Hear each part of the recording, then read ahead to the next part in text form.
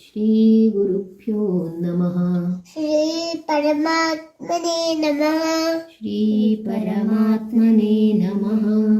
हरिः ओम्। हरिः ओम्।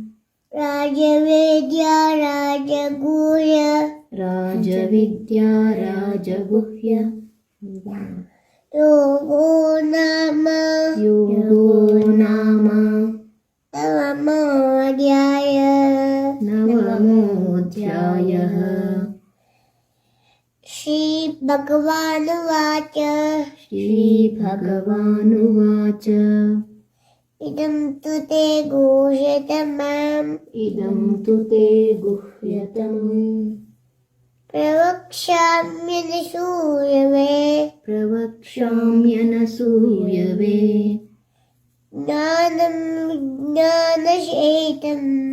ज्ञानं विज्ञानसहितं ये ज्ञात्वा मोक्षेषुवात् यज्ञात्वाक्षी निवासः शरणं सुहृत्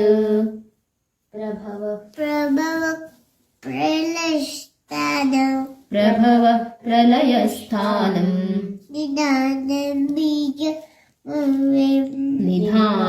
बीजमव्ययम्। ॐ तत्सदिति श्रीमद्भगवद्गीता